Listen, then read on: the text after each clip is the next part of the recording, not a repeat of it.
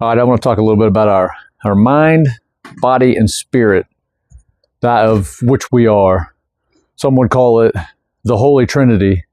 And it makes perfect sense because if a lot of people here wholly identify that who they are is their mind. And then there are a lot who identify that who they are is their body. And a lot of the ways when you can tell who they identify as is just their appearance as we see them. So if you see somebody who's a 600-pound fat guy, then clearly you can assume that he thinks he is his mind. Because look what he's done to his body. You know, he eats and eats and eats and eats and eats. When his body is screaming, I've had enough. So therefore, he identifies with his mind. Same way, if you see somebody who is just freaking jacked, ripped, taking steroids, they're massive. Clearly, they think they are their mind because they're overeating in another sense and taking steroids or whatever. I mean, they're thinking more with their mind than their body. And ultimately, people who do a lot of steroids, they end up hurting themselves in the long run. And then you have those people who more identify with their bodies, you know, the really, really lustful types, the ones that just seek every emotional, every feeling, everything that their body feels. If they're cold, they get warm. If they're hot, they get cool. You know, like they allow the sensations of the body to dictate everything that they do. And that's how you can kind of tell if you're looking at somebody, you meet somebody of what they more identify with. But we also have the third aspect, which is the individualized spirit. That's what I call it. And the individualized spirit is essentially a part of, I call it like the oversoul, is what I'm referring to it as, is our individualized spirits of each of us is pulled from the oversoul. Well, you could call it God, you could call it whatever you want. So our spirit is kind of like, it's that intuition, it's that nudge, it's that knowing. If you need an answer to something, sometimes that answer just comes to you, and that's what the spirit is, because the spirit is the connection to everything and nothing, that knows everything, and it knows that nothing's really right or wrong here. That right or wrong is built upon what we consider to be right or wrong, which changes all the time. If you look at history, you'll realize that what we consider right and wrong isn't, there's no solid foundation on that. We change depending on what's going on in the world, depending on what we need to do to suit our needs. But that also goes back to whether we identify as our body or our mind. So in essence, we are not our bodies. We are not our minds. We are not our individualized spirit. We are all three simultaneously. And so we kind of need to find a balance. Like I call it reaching an equilibrium between all states. That's what I'm trying to do. That's what I'm trying to seek out. I'm trying to reach an equilibrium. You know, if my body is hungry, I feed it. If it's tired, I get rest. But you also have the mind aspect too, and it's a lot. It's a lot. I mean, I'm getting a little crazy here. I'm getting a little deep into my mind of what I think and how I think goes. But everything that I experience around me, and I see, and I feel, and I believe, it kind of all has been pointing in this direction, right? Because if you really think about it, the body has one goal: survive. Okay, that's all the body wants to do. Look at the body like any animal that we don't think has any intelligence. You know, you look at the animals when they're hungry, they go get something to eat. If they're tired, they go to sleep. If they have, you know, they just do things as their body tells it that it needs to be done. And the body has a lot more control over our minds than we believe, even though some of us think that we are completely our minds.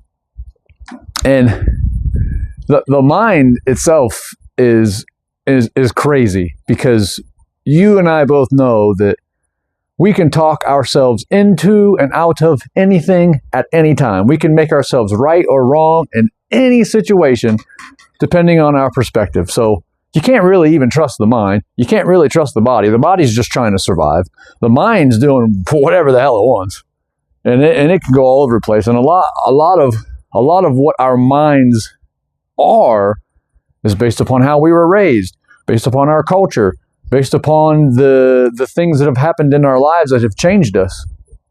And when you go around and you look at people, all you're really seeing is echoes of who they were, because we all change every day. And I think that's just crazy to truly think about, that we really are just echoes of our former self. And also too, we are all unique. Like there's never going to be anybody in this world just like you ever again. And you also are changing all the time. Like every day you're different. So these people from high school, we all remember everybody from high school, and we haven't seen a lot of them since high school. And in our minds, we still believe that that's who they are. And if you were to meet them today, there's going to be echoes of who they are, you know, their likeness, and maybe even some of their mannerisms still, but they're not who they were today. They're completely different people, and they've probably been multiple different people since then. This is a lot. I know I'm going pretty deep into it, but let's get back to the Holy Trinity. You got your mind, your body, and your spirit. Okay, and they're all essentially trying to take control, I guess, if you will. The spirit, not so much. The spirit doesn't need control. It just wants the individualization of you here to experience itself, right? Now, the mind can be influenced by everybody around us, and that's where we all get into trouble. Because when we are all individualized like this, we all think that we're separate from everybody else. And then that's when you get into your good and your evil, your right and your wrong, your male and your female, like your division, the divine dichotomy. The mind just can, I mean, it's really, really crazy. That's why TV and propaganda and all that stuff is so powerful. We do what other people are doing because we all are each individuals, but we just all forget that we are really the same. We are all actually truly each other, individualized differently. But when you truly break it down, I'm no different than you. It doesn't matter your race, it doesn't matter your skin color, it doesn't matter your sex, it does not matter, none of that matters. We are all the same, including animals and trees and plants and rocks. We're all made of the exact same thing. It's all the same thing. But our minds trick us into thinking that this is all there is. This is all I am. And I know it's really hard to differentiate or to even believe that, because we're born into these bodies. So then in the beginning, we are our bodies, and then our minds come into play. You could call it your ego comes in to help. It's all survival. And so you get further and further and further separate from everybody else, and then something happened to you, and that's how we have victimized people. And then we have people who think that they're the absolute greatest gift to God, and in that world they are. It's just crazy to truly go into our minds and who we are and what we think we are. And I wanted to get some of this out there, because this is the stuff that I think about. This is the stuff that I think about when I'm by myself, when I'm just not being distracted by TV, not being distracted by video games, not being distracted by vices or pleasures of the world, when I'm just sitting there existing. These are the things that I think about, because there's really nothing else. There's really no purpose here. There's really nothing that we have to do. We can truly do whatever we want to do here completely. Like, and that's even including our bodies. Like you don't truly need to eat as your body. All right, I'm going too deep. We're going to end this one here.